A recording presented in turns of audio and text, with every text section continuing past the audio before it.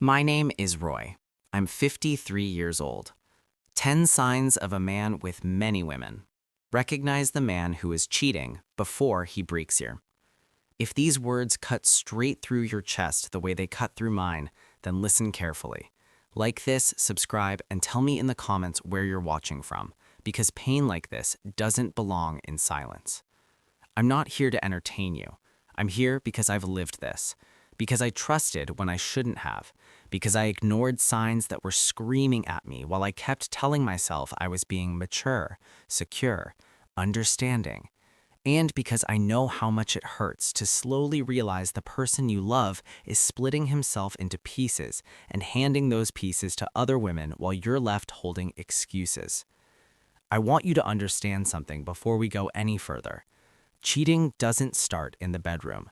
It starts in behavior, in secrecy, in small shifts people tell you are nothing, in patterns you feel in your gut long before you ever have proof. And the most dangerous lies are the ones we tell ourselves so we don't have to face the truth. This isn't about paranoia. This is about awareness. So listen to me, and listen carefully.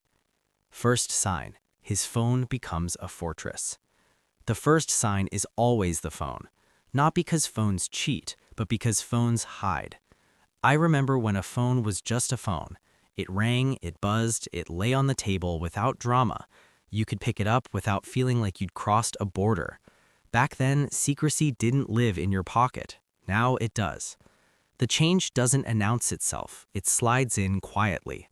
One day, his phone is just there. The next, it's always face down, always on silent, always within arm's reach like it's breathing. You notice it first in the smallest ways. You're sitting together and a message comes in. The screen lights up, and before you can even glance at it, his hand snaps toward the phone like a reflex. Not calm, not casual, protective, almost panicked. And then he looks at you.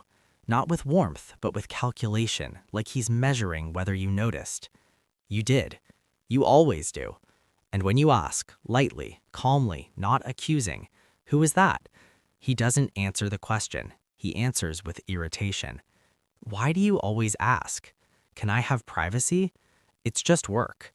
You're overthinking. Those words are designed to do one thing: shut you down. Pay attention to how fast the mood changes. A man with nothing to hide doesn't get angry when asked a simple question. He doesn't act like you've invaded his soul. He doesn't make you feel guilty for curiosity. Anger is not a boundary, it's a distraction. Then come the rules. Suddenly, you don't need his password. Suddenly, his phone locks every 30 seconds. Suddenly, he takes calls outside, in the bathroom, in the car, late at night with his back turned. You hear his voice change, lower, softer, intimate. And when you walk in, he hangs up too fast and says, "Wrong number." "Wrong number at midnight again?" And you tell yourself a story. You say, "Everyone deserves privacy." You say, "I don't want to be controlling." You say, "Trust means not checking." No, trust means consistency. Trust means transparency. Trust means his behavior doesn't suddenly change when you're near. Here's the truth people don't like to admit. Privacy and secrecy are not the same thing. Privacy is locking the bathroom door. Secrecy is locking your entire life.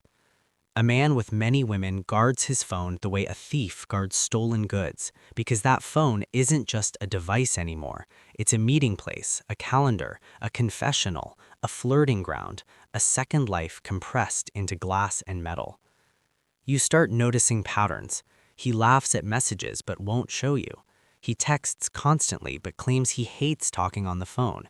He clears his chat history like it's routine maintenance. He suddenly needs more data, more storage, more privacy. And the most painful part? When you finally ask directly, "Why is your phone always secret now?" he flips the script. "You don't trust me? I can't live like this. You're acting crazy." Crazy, that word lands like a slap. Because now the focus isn't on his behavior, it's on your reaction. And that's how manipulation works. It doesn't deny the truth. It reframes it until you doubt your own eyes. I remember sitting there, watching him type with his body angled away from me, shoulders tense, thumbs moving fast like they were running from something. I remember the heat in my chest, the quiet humiliation of knowing something was wrong and being made to feel ashamed for noticing. And the worst part?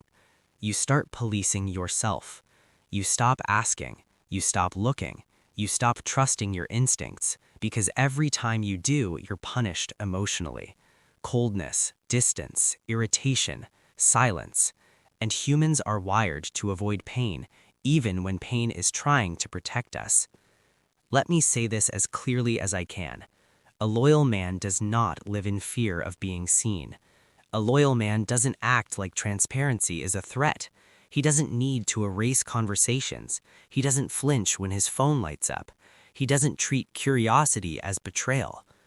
When a man has multiple women, his phone becomes his lifeline and his greatest liability. That's why he guards it so fiercely. That's why he gaslights you into believing the problem is your insecurity instead of his secrecy.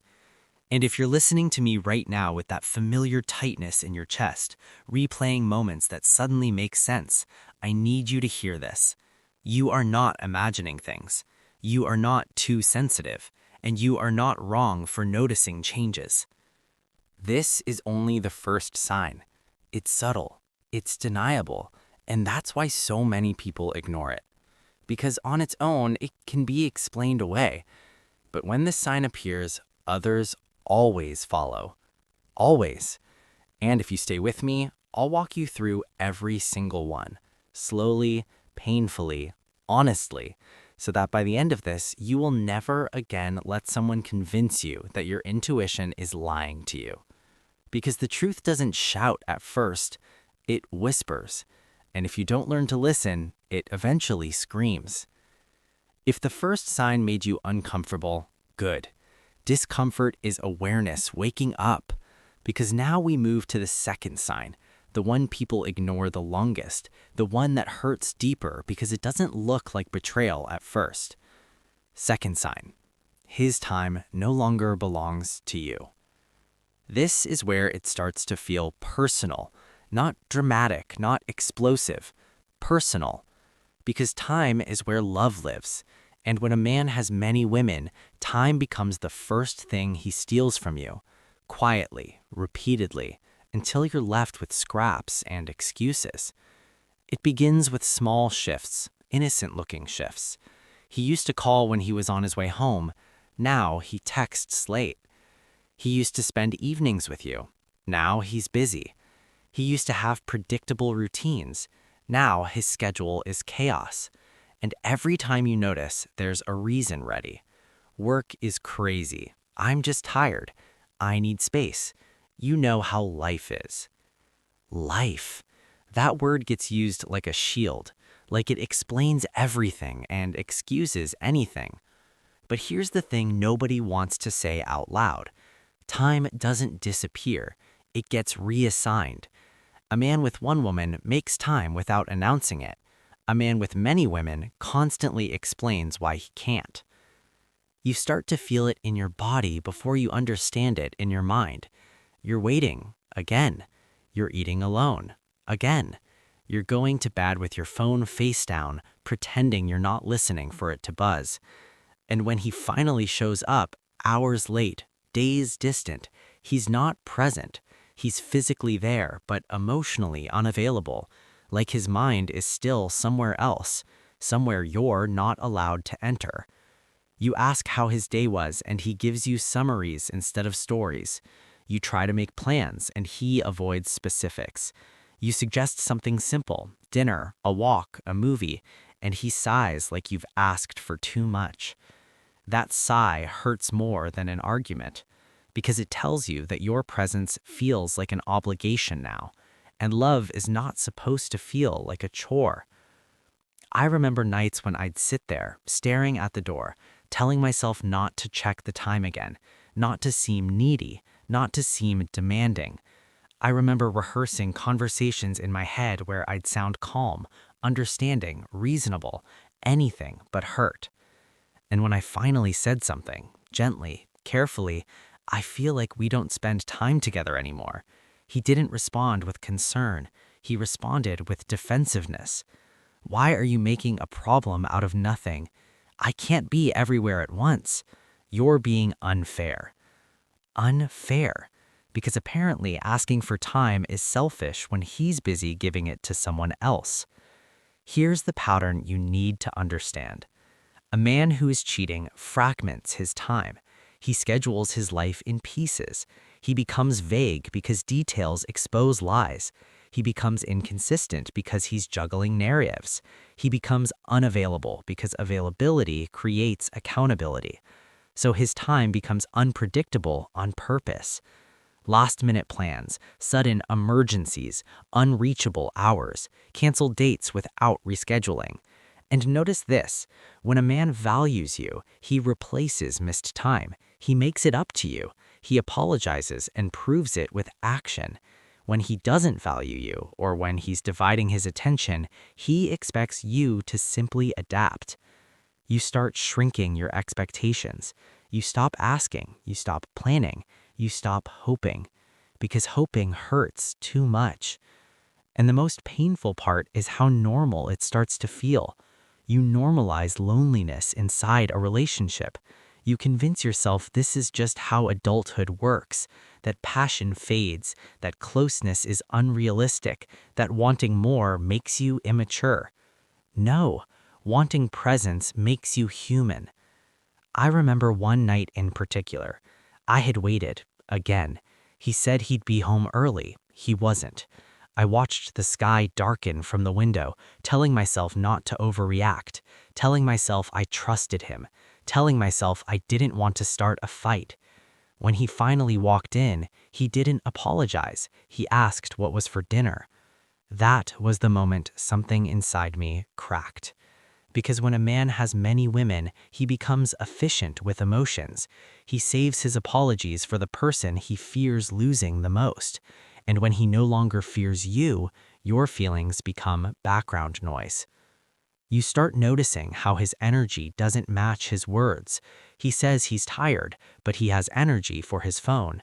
He says he's stressed, but he's smiling at messages you don't see. He says he needs space, but only from you. And if you question it, he flips it again. Why are you so clingy? I need my independence. You're suffocating me.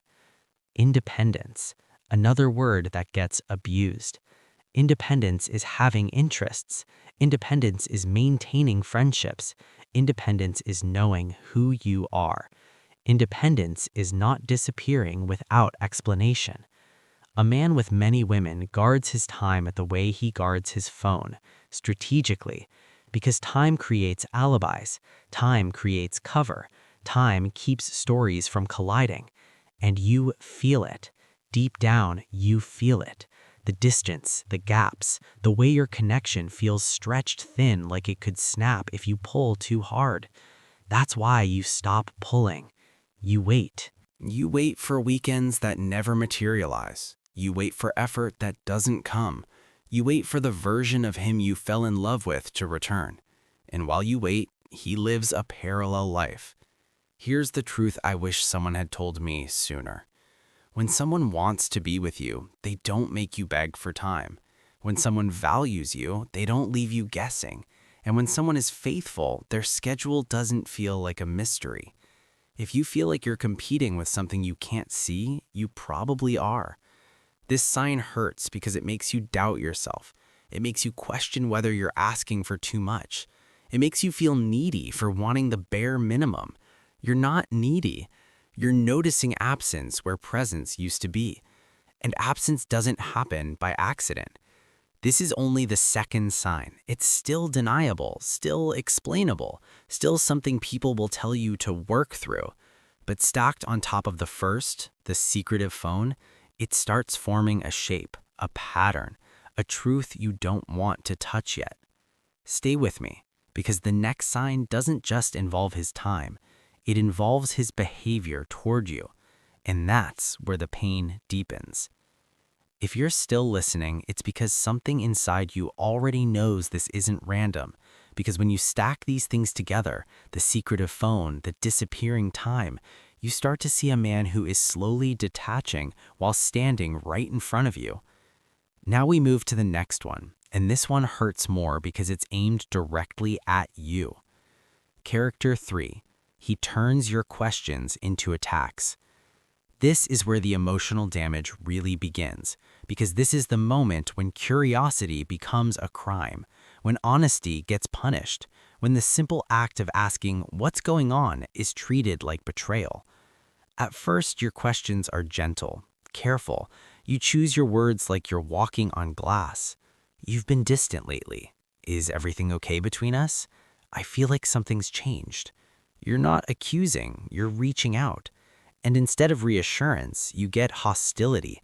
Not always loud. Sometimes it's a sigh, a sharp look, a long pause that makes you regret speaking.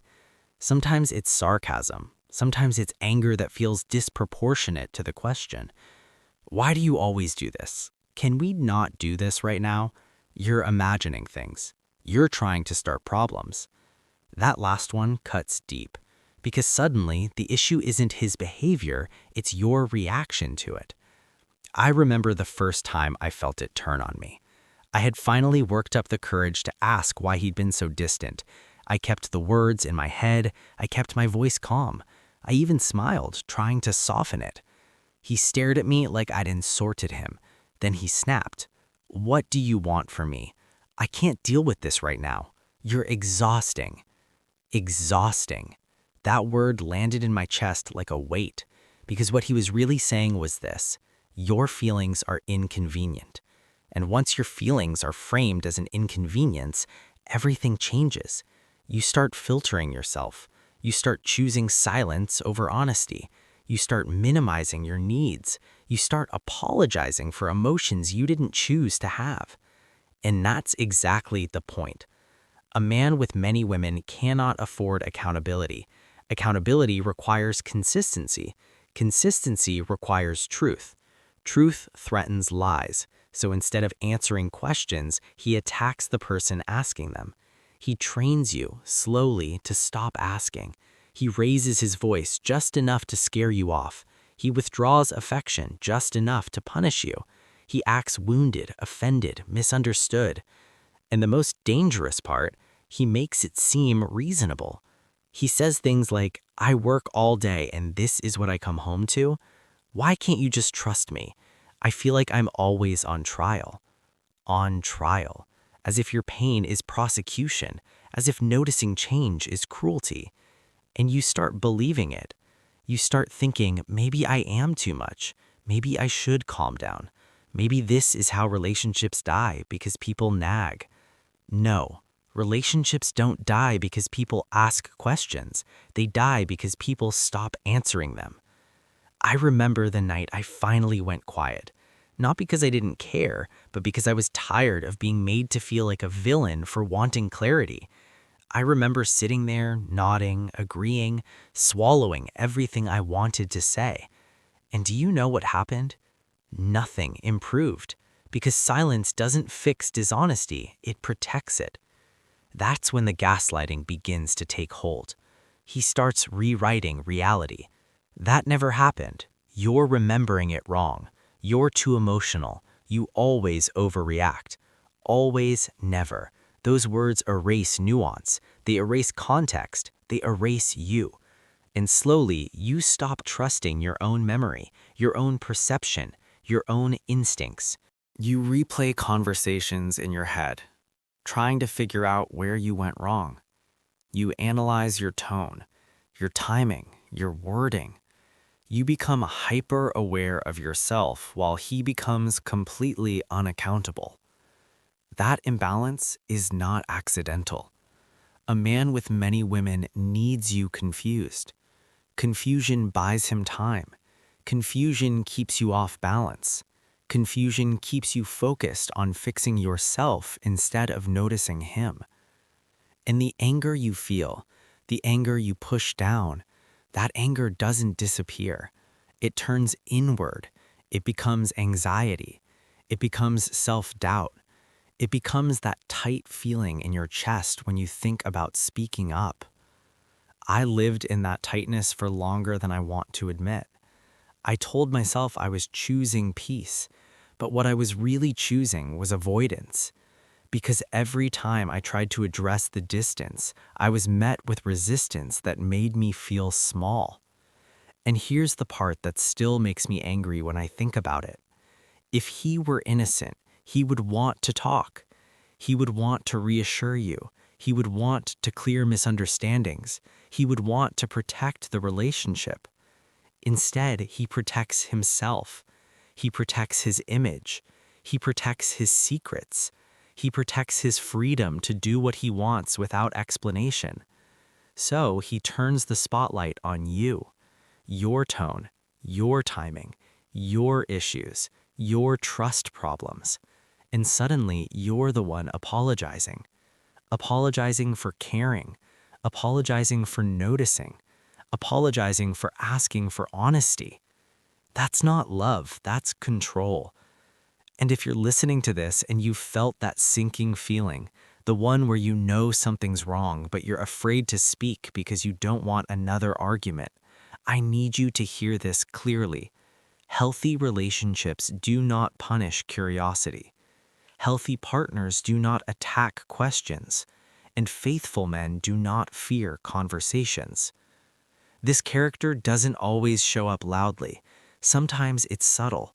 Sometimes it hides behind stress or fatigue or sarcasm. But once you see it, you can't unsee it. Because love doesn't make you afraid to speak. This is the third character. And by now, if you're honest with yourself, you're starting to see the shape of what's happening. We're not done, because the next character doesn't just silence you, it makes you doubt your worth. And that one cuts even deeper. And if you try to reclaim yourself, if you say, I deserve more than this, he scoffs. You're being dramatic. Life isn't a movie. You expect too much from people. No, you expect respect. And respect feels unrealistic to someone who isn't giving it. This character is dangerous because it doesn't look like cheating. It looks like personality differences. It looks like stress. It looks like growing pains. And that's why it stays hidden for so long. But pay attention to how you feel around him. Do you feel lighter or heavier? Do you feel seen or tolerated? Do you feel valued or managed? Because love does not make you feel like you're asking for too much by asking for the basics. I remember realizing one day that I'd stopped sharing good news with him, not because I didn't care, but because I didn't want to be dismissed. I'd stopped sharing bad days too, because I didn't want to be told I was overreacting. That's not partnership. That's emotional isolation inside a relationship. And here's the truth that still makes my blood boil. While you're shrinking, he's expanding. He's confident elsewhere, charming elsewhere, attentive elsewhere. The version of him you're begging for still exists. He's just choosing to give it to someone else. That realization hurts in a way that words can't fully capture, because it means it was never that he couldn't, it's that he wouldn't. If you're listening to this and you recognize yourself, if you've ever felt embarrassed for wanting closeness, ashamed for wanting reassurance, guilty for wanting consistency, I need you to hear this clearly. Wanting love does not make you weak. Needing effort does not make you demanding. And expecting respect does not make you unrealistic. This character exists to keep you small so he can stay free. And once you see it, you start to feel something else rising underneath the pain. Anger. Not explosive anger, focused anger. The kind that says no more. Because the next character doesn't just diminish you, it replaces you. And that one is impossible to ignore. Roy here. If you've stayed this long, it's because the truth is starting to press against you. Because by now, this doesn't feel theoretical anymore. It feels familiar. And now we move into a character that shatters whatever denial you might still be holding on to. This one is harder to explain away. Character 5. He starts comparing you, even when he pretends not to. This is where replacement begins. Not openly, not honestly, but subtly, the way emotional betrayal always does before it turns physical. It starts with comments that seem harmless on the surface. She's really easy to talk to. She doesn't stress about little things. She's very independent. She understands how busy I am. He never finishes the sentence. He doesn't have to, because the unspoken ending is always the same. Unlike you. I remember the first time I felt it land. He wasn't angry. He wasn't cruel. He was casual, almost thoughtful. And that made it worse, because it wasn't said to hurt me. It was said because he believed it. That's when you realize something terrifying. He's already emotionally rehearsing life without you. A man with many women does this instinctively. He measures, he weighs, he contrasts, because he's not invested in deepening one connection, he's sampling several. And when he comes home, those comparisons bleed into how he sees you. You notice the change in his expectations. Suddenly you're too serious, too sensitive, too complicated, and someone else, someone you've never met, is everything you're not. He says things like, "Why can't you be more laid back? You overthink everything. I wish you'd just go with the flow." Flow. That word always comes from people who benefit from you not pushing back. And here's the most painful part. You start competing. Not consciously, but emotionally. You start trying to be quieter, cooler, less demanding, more accommodating. You erase pieces of yourself, hoping to match a shadow you can't see.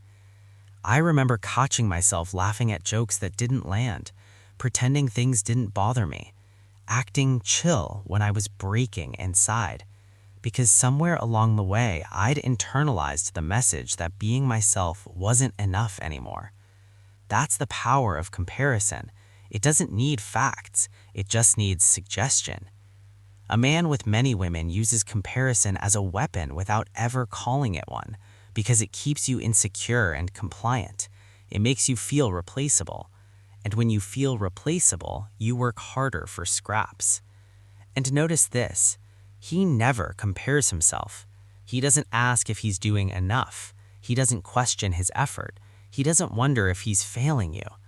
All the pressure flows in one direction, toward you. You start asking yourself questions that break your heart. Am I boring? Am I too much? Why am I not enough? And the anger that should be directed at his disloyalty gets redirected inward. That's how emotional cheating poisons you before you ever see proof. I remember one night lying awake next to him, listening to his breathing, wondering who else knew that sound, wondering who else he was patient with, who else he listened to the way he used to listen to me. That's when jealousy creeps in, not the irrational kind, but the quiet, nauseating kind that comes from sensing you're no longer alone in the relationship. And if you dare to ask, if you say, "Why do you talk about other women like that?" he shrugs. "You're reading too much into it. I can't even mention people now." You're insecure. There it is again. Insecure. The word that absolves him and condemns you. But insecurity doesn't come from nowhere. It comes from instability, from inconsistency, from feeling compared and diminished over time. A faithful man does not make you feel like you're in a silent audition for your own relationship. And here's something that still makes my jaw tighten when I think about it. When a man starts comparing you to others, he's already crossed a line, because comparison is preparation. It's how he justifies what he's about to do, or what he's already doing. If you're listening to this and you felt that slow, creeping sense of being evaluated instead of cherished, I need you to hear me clearly. Love does not measure you against imaginary standards.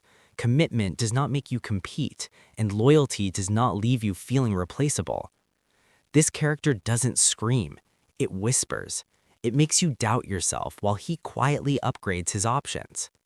And once replacement enters the picture, everything else accelerates. Because the next character doesn't just hint at another woman, it protects her. And that's when the truth becomes undeniable. By now, if you're honest with yourself, you're not just listening anymore, you're remembering. Faces, moments, conversations that suddenly make sense in a way they never did before. And now we step into a character that strips away the last layer of doubt. This one is brutal, because this is where you realize he's no longer just choosing himself. He's choosing someone else over you. Sign 6. He defends other women before he defends you. This is the moment your chest tightens for a reason you can't ignore, because suddenly it's not just about distance or secrecy or comparison, it's about loyalty, and his loyalty is no longer with you. It starts small, always small. You mention a woman's name, someone from work, someone from his phone, someone whose presence keeps brushing up against your relationship, and his reaction is immediate, sharp, protective. Why are you talking about her like that? She didn't do anything wrong. You don't know her. You're being unfair. Unfair. That word again, always pointed at you, never at the situation. I remember the first time I felt it. I wasn't angry, I wasn't accusing. I just said her name out loud, and something in his posture changed. His shoulders stiffened, his voice hardened like I'd touched something off limits. That's when I knew, because a man who is loyal doesn't react that way. He doesn't rush to defend another woman's character when his partner is clearly hurting. He doesn't prioritize someone else's comfort over yours, and he certainly doesn't make you feel the threat for noticing a pattern. But a man with many women does, because now he's invested elsewhere, emotionally, ego-wise, sometimes physically, and investment breeds protection. You see it in the way he reframes things. You say, I feel uncomfortable with how close you are. He says, she's just a friend. You say, the way you talk to her feels different. He says, you're projecting. You say, this hurts me. He says, you're overreacting. Notice how quickly your pain becomes an inconvenience. And notice something else. He never says, I understand why you feel that way, because understanding would require him to choose you. Instead, he chooses defense. He speaks about her with patience he no longer offers you. He explains her behavior, justifies her intentions, gives her the benefit of the doubt while questioning yours. That reversal is devastating. I remember sitting there, listening to him explain why she wasn't a problem, how she was going through a lot, how she meant well, how she didn't see him that way. And all I could think was, when did he stop explaining me? Because at some point, he stopped advocating for me entirely. And that's when the humiliation sets in. Not loud humiliation, quiet humiliation. The kind where you feel foolish for even bringing it up. The kind where you feel like you're competing with someone who isn't even in the room. And here's the part that still makes my hands clench when I think about it. If you flipped the situation, if another man made you uncomfortable, if someone crossed a line with you, would he accept it so easily? No. He'd demand boundaries. He'd expect reassurance. He'd call it disrespect. But when the roles are reversed, suddenly you're the problem. That's not inconsistency. That's priority. A man with many women doesn't just cheat with his body, he cheats with his allegiance. He shifts his emotional shields to protect the person he doesn't want questioned. And you feel it instantly. You stop bringing her up. You stop asking questions. You stop trusting your instincts. Because every time you do, you're met with resistance that feels disproportionate. And that's because it is. I remember the night I realized I was no longer the one being protected. Something small happened, insignificant on paper, but when I spoke up, he snapped at me like I'd crossed a line. And that was the line. Because love doesn't snap when you're vulnerable. Love doesn't treat your discomfort like an attack. Love doesn't defend outsiders at the expense of the relationship. If you're listening to this and you felt that sick drop in your stomach, the one that comes when you realize he's emotionally siding against you, I need you to hear this clearly. That is not insecurity. That is not jealousy. That is your intuition recognizing betrayal. When a man defends another woman before he defends you, the relationship has already shifted. The center has moved. And once that happens, everything else becomes easier for him and harder for you. Because the next character doesn't just protect another woman, it lies to you. And lies, once they start, don't stop on their own. Stay with me, because what comes next is where denial finally collapses. Roy here. If you've made it this far, denial is already cracking. Because once loyalty shifts and defense follows, the next character doesn't tiptoe in. It walks straight through the door and looks you in the eye. This one is ugly, because this is where truth gets bent on purpose. Character 7. He lies, then calls it misunderstanding. This is where your reality starts to feel slippery. Not because you're weak, not because you're naive, but because lies are designed to destabilize the person hearing them. At first, the lies are small, almost polite. I told you I'd be late. I already explained that. You must have misunderstood. You pause, you think, you replay the moment, and for a second, you wonder if maybe you did mishear him, maybe you did forget, maybe your memory isn't as solid as you thought. That's how it begins. A man with many women can't afford consistency. Consistency creates patterns. Patterns reveal truth. So instead, he creates fog, and fog makes everything feel uncertain, even facts. I remember the first time I caught it clearly. He told me he was going one place. I found out later he was somewhere else. When I asked, calmly, he didn't deny it. He reframed it. I said I might stop by. I didn't think it mattered. You're focusing on the wrong detail. Wrong detail. As if the location wasn't the point. As if honesty was optional. As if my need to know was somehow the problem. Then the lies started stacking. Times changed. Stories shifted. Details disappeared. And every time I noticed, I was told I was confused. That word is dangerous because confusion makes you dependent. It makes you ask him to clarify reality. And when he becomes the authority on what's real, you lose your footing. I remember standing there, heart racing, saying, "But you said," and watching him cut me off. No, that's not what I said. You're twisting it. I don't remember it that way. And here's the thing he didn't count on. I remembered exactly. Because pain sharpens memory. But even when you're sure, doubt creeps in, because confidence in your perception has already been chipped away by the earlier characters, the secrecy, the time theft, the attacks on your questions, the comparisons, the defended outsiders. By the time the lies show up, you're already primed to doubt yourself. That's not accidental. A man with many women uses lies the way a magician uses misdirection. He doesn't need you to believe every lie. He just needs you unsure enough not to confront him. So when you finally call it out, when you say, "That's not true," he escalates. He sighs. He rolls his eyes. He gets offended.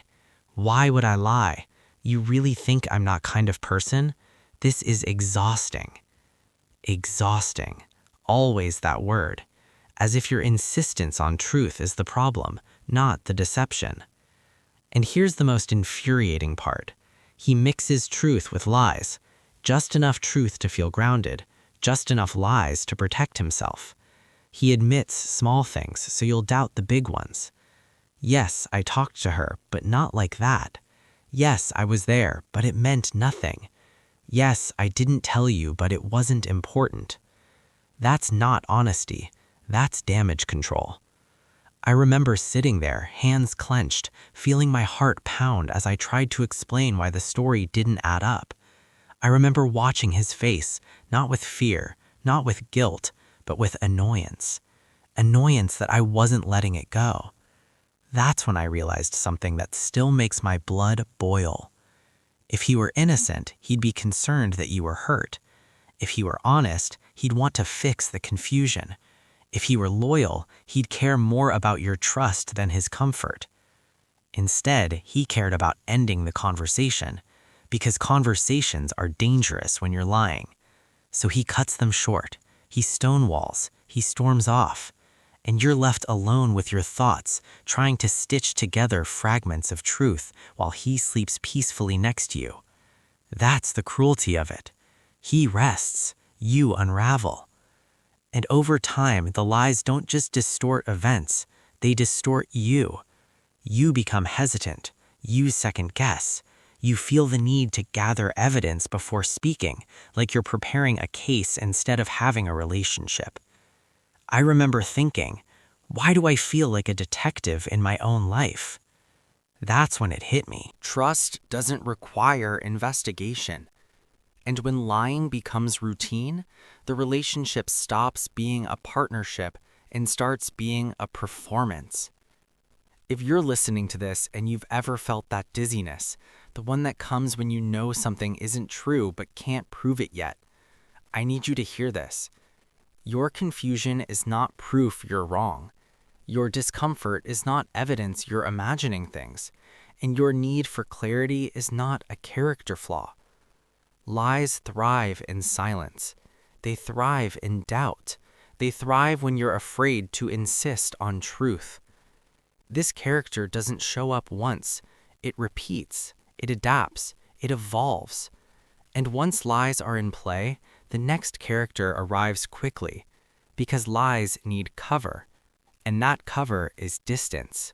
Stay with me, because the next character doesn't just hide the truth, it hides him. Roy here. By now, if you're still listening, you're not confused anymore. You're tired. Tired in that deep, bone-level way that comes from trying to love someone who keeps slipping just out of reach. And now we arrive at a character that makes everything feel colder, emptier, and unmistakably wrong. This one doesn't argue with you. It disappears. Character 8. He withdraws emotionally and calls it space. This is where the house gets quiet in a way that hurts. Not peaceful quiet, vacant quiet. The kind where you can hear your own thoughts too clearly and none of them feel kind. He's still there. He comes home, he eats, he sleeps, but the warmth is gone. Conversations become logistical. Touch becomes accidental. Eye contact becomes rare. And when you notice, when you finally say, I feel like you're not here with me anymore, he doesn't deny it. He reframes it. I just need space. I'm dealing with things. I don't know why you're taking this personally. Personally. As if emotional absence in a relationship is some abstract concept you're choosing to misinterpret. I remember how it felt when he stopped asking about my day, when my words landed and went nowhere, when I realized I was talking at him, not with him, like my voice was bouncing off a wall he'd quietly built between us. And here's the part that still makes my chest burn.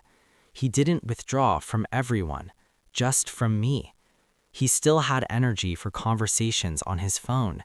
He still laughed at messages. He still showed enthusiasm, just not in this relationship. And when I pointed that out, he told me I was keeping score. Keeping score. As if noticing patterns is petty. As if asking for connection is transactional. A man with many women uses emotional withdrawal as insulation. It protects him from guilt. It creates distance so he doesn't have to confront what he's doing. And it weakens you so you stop expecting anything. You start lowering your voice. You start shortening your sentences. You stop reaching out because every reach feels like rejection.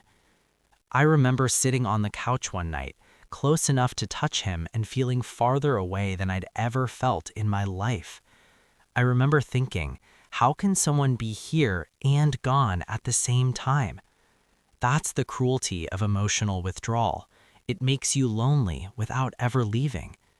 And when you ask for reassurance, when you say, do you still want this? He doesn't answer directly. He shrugs. He sighs. He says, I don't know. Those 3 words can break you because I don't know keeps you hanging. It keeps you hopeful. It keeps you trying. And while you're trying, he's drifting toward comfort elsewhere, toward validation elsewhere, toward women who don't ask him to show up fully because they don't expect it yet. That's the truth nobody wants to say out loud. He's not emotionally unavailable. He's emotionally unavailable to you. And that distinction matters. I remember waking up one morning and realizing I'd stopped expecting good mornings, stopped expecting affection, stopped expecting anything at all. That's when I knew something fundamental had shifted. Love doesn't require you to numb yourself to survive. And when a man calls emotional abandonment space, he's not asking for room to heal. He's asking for room to live another life without accountability. If you're listening to this and you feel that hollow ache, the one that comes from sleeping with someone who feels like a stranger, I need you to hear this. Space without reassurance is abandonment. Distance without explanation is neglect. And silence without care is a decision. This character doesn't explode, it erodes. It slowly convinces you that expecting connection is unreasonable, that loneliness is normal, that this is just how relationships evolve. It's not. This is how they end, quietly, painfully, while one person still thinks they're trying. And once emotional withdrawal settles in, the next character follows almost immediately, because distance creates opportunity, and opportunity creates risk. Stay with me, because what comes next is where the mask finally slips. Roy here. If you've stayed with me this long, it's because something inside you has crossed from doubt into recognition. You're not asking if anymore. You're asking how long it's been happening. And now we move into a character that makes your stomach drop before your mind can catch up. This one is sharp, sudden, and unforgettable. Character 9. He gets angry when he's about to be exposed. This is not normal anger. This is panic dressed up as confidence. This is the anger that comes out of nowhere, at the wrong time, at the smallest question, because the truth is standing too close. I remember the first time I saw it clearly. I hadn't accused him. I hadn't raised my voice. I hadn't even mentioned another woman's name. I simply asked a question that didn't fit his script, and he exploded. Not yelling, not screaming. Worse, cold, sharp, controlled anger. The kind that makes your chest tighten because you don't recognize the person in front of you anymore. Why are you interrogating me? I said drop it. I'm done with this conversation. Done. Just like that. As if truth had a time limit. As if your right to clarity expired the moment it became inconvenient. A man with many women carries tension under his skin. He's always managing stories, timelines, alibis. He's always calculating what you know and what you don't. So when a question gets too close, when it threatens to connect dots, his nervous system reacts. Anger is his shield, because anger intimidates. Anger shuts things down. Anger puts you on the defensive instead of him. And it works. You feel it immediately. Your heart races, your mouth dries. You start backtracking. I didn't mean it like that. I was just asking. Let's not fight. Fight. Notice how asking for honesty becomes a fight, but lying never does. I remember the way my body reacted before my mind caught up, the way my hands shook, the way my voice softened instinctively, not because I was wrong, but because I sensed danger. That's not emotional safety. That's fear. And fear does not belong in love. This anger isn't about you. It's about exposure. It's about the terror of being seen clearly. Because once the truth is out, his double life collapses. So he creates chaos instead. He raises his voice just enough. He storms out just long enough. He slams doors, ends conversations, turns off phones. And afterward, he acts like nothing happened. That's the part that still makes my jaw clench. He cools down quickly because the anger was never real emotion. It was a tactic, a flare fired into the air to scatter the conversation and buy him time. And you're left sitting there, heart pounding, wondering what you did wrong. You didn't do anything wrong. You got close. That's what triggered it. If you're listening to this and you've ever felt afraid to ask a simple question, not because you're wrong, but because you're bracing for his reaction, I need you to hear this clearly. Love does not punish curiosity with anger. Honesty does not fear questions, and faithful men do not erupt when the truth approaches. This character is the body's alarm system screaming before the mind catches up. It's the moment your intuition stops whispering and starts shouting, because the truth is pressing in. And there's only one character left now, the final one. The one that doesn't hide anymore. The one that explains everything that came before it. Stay with me, because this is where the story stops being about signs and starts being about choice. Character 10. He no longer chooses you. This is the quietest character and the most devastating, because there's no argument, no confession, no dramatic ending, just a slow, unmistakable realization that you are no longer his priority. You see it in the decisions. He doesn't consult you anymore. He doesn't check in. He doesn't compromise. He chooses convenience over commitment, comfort over honesty, freedom over responsibility. And when you finally say it, when you put the words out there, trembling, honest, I feel like you're not choosing me anymore. He doesn't fight it. He avoids it. He says things like, I don't know what you want me to say. I'm just trying to live my life. This feels like too much. Too much. As if asking to be chosen in your own relationship is unreasonable. That's when it hits you. He's already chosen, just not you.